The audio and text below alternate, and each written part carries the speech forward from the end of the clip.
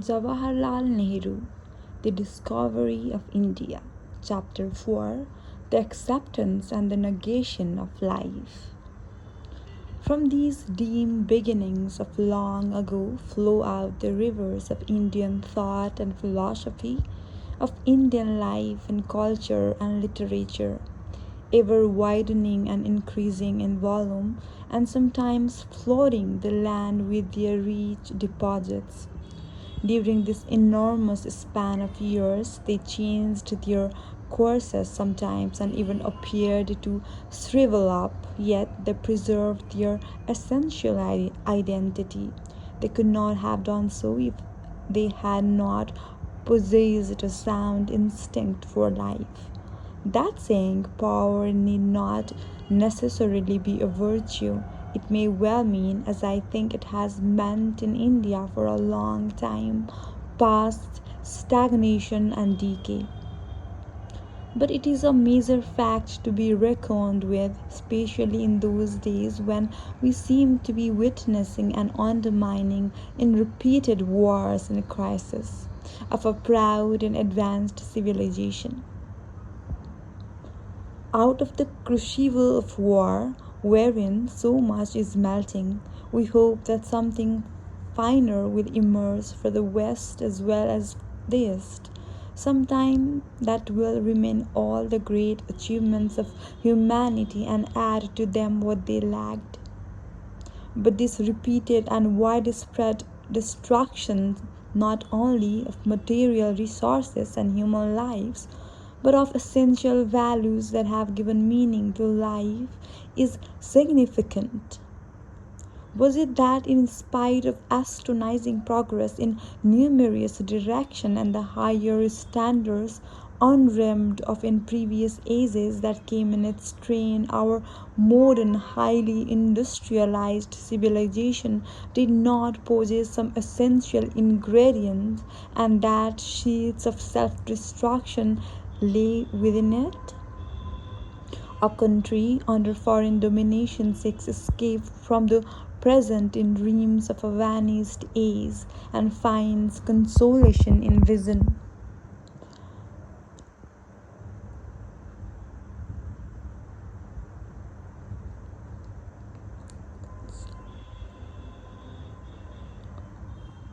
of the past greatness. That is a foolish and dangerous pastime in which many of us indulge. An equally questionable practice for us in India is to imagine that we are still spiritually great, though we have come down in the world in other respects. Spiritual or any other greatness cannot be founded on lack of freedom and opportunity or on starvation and misery. Many Western writers have encouraged the notion that Indians are otherworldly. I suppose the poor and unfortunate in every country become to some extent otherworldly unless they become revolutionaries, for this world is evidently not meant for them. So also subjects people. As a man grows to maturity, he is not entirely engrossed in or satisfied with the external objective world. He seeks also some inner meanings, some psychological and physical satisfactions. So, also with people and civilization as they mature and grow adult. Every civilization and very people exhibit these parallel streams of an external life and internal life, where they meet or keep close to each other. There is an equilibrium and stability. When they diverge, conflict arises, and the crises that torture the mind and spirit. We see from the period of Rig Veda hymns onwards the development of both these streams of life and thought. The early ones are full of the external world, of the beauty and mystery of nature, a joy in life and an overflowing vitality. The gods and goddesses, like those of Olympus, are very human. They are supposed to come down and mix with men and women. There is no hard and fast line dividing the two. Then thought comes and the spirit of inquiry and the mystery of a transcendental world deepens. Life still continues in abundant measure, but there is also a turning away from its outward manifestations, and a spirit of detachment grows as the eyes are turned to things invisible, which cannot be seen or heard or felt in the ordinary way. What is the object of it all? Is there a purpose in the universe? And if so, how can man's life be put in harmony with it? Can we bring about a harmonious relation between the visible and invisible worlds and thus find out the right conduct of life?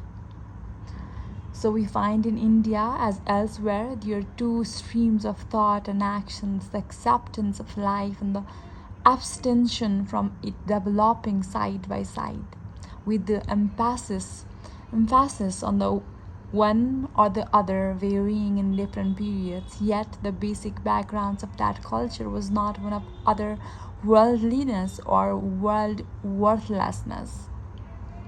Even when in philosophical language it discussed the world as Maya, or what is popularly believed to be illusion, that very conception was not an absolute one but relative to what was thought of an ultimate reality, something like Plato's shadow of reality, and it took the world as it is and tried to live life and enjoy its manifold beauty. Probably Semitic culture, as exemplified in many religions that emerged from it, and certainly early Christianity, was far more otherworldly. T.E. Lawrence says that the common base of all Semitic careers, winners or losers, was the ever present idea of world worthlessness, and the often led to an alternation of self indulgence and self denial. In India, we find during every period when her civilization bloomed an intense joy in life and nature, a pleasure in the act of living, the development of art and music, and literature and song and dancing and painting and the theater, and even a highly sophisticated inquiry into sex relations. It is inconceivable that a culture or view of life based on otherworldliness or world worthlessness could have produced all these manifestations of vigorous and varied life. Indeed, it should be obvious that any culture that was basically otherworldly could not have carried on for thousands of years. Yet, some people have thought that Indian thought and culture represented essentially the principle of life negation and heart of life formation.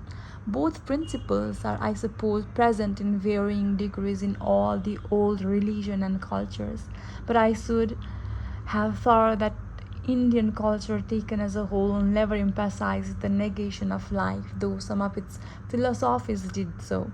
It seemed to have done so much less than Christianity.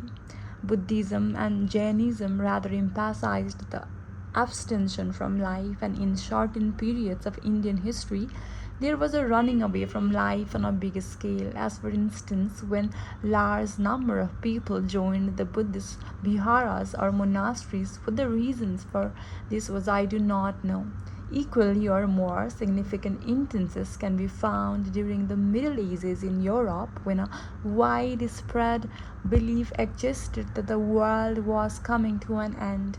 Perhaps the ideas of reunification and life negation are caused or emphasized by a feeling of frustration due to political and economic factors.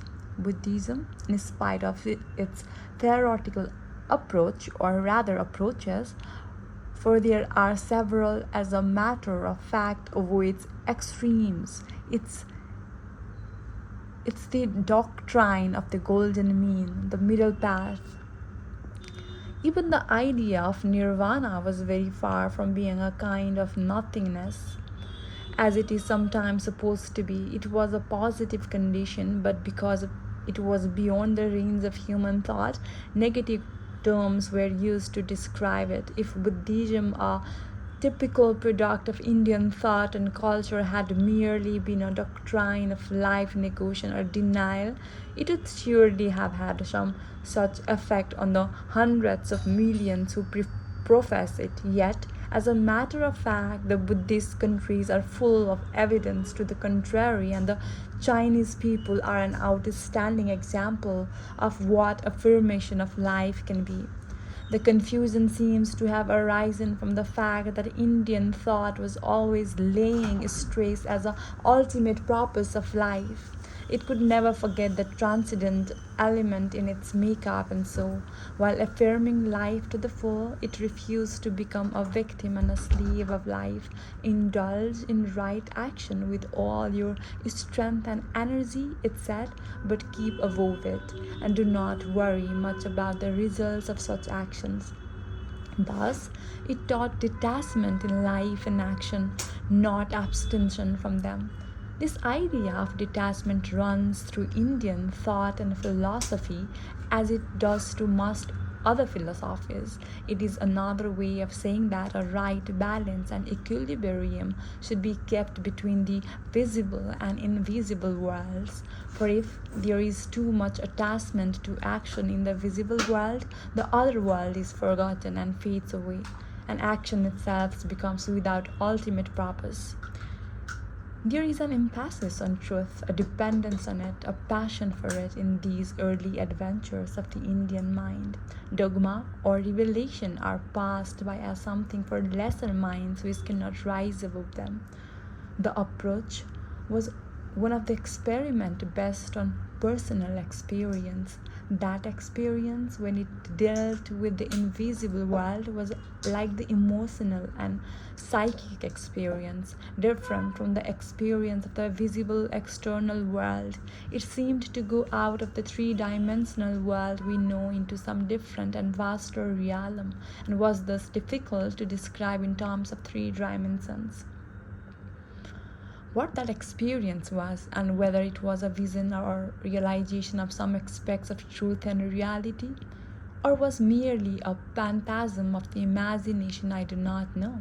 Probably it was often self delusion. What interests me more is the approach, which was not authoritarian or dogmatic, but was an attempt to discover for oneself what I lay behind the external aspect of life.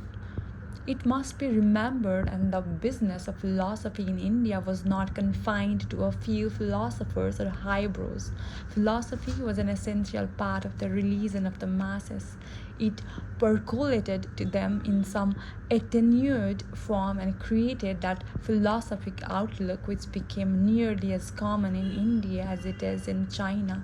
That philosophy was for some of deep and intricate attempt to know the causes and laws of all phenomena, the search for the ultimate purpose of life, and the attempt to find an organic unity in life's many contradictions.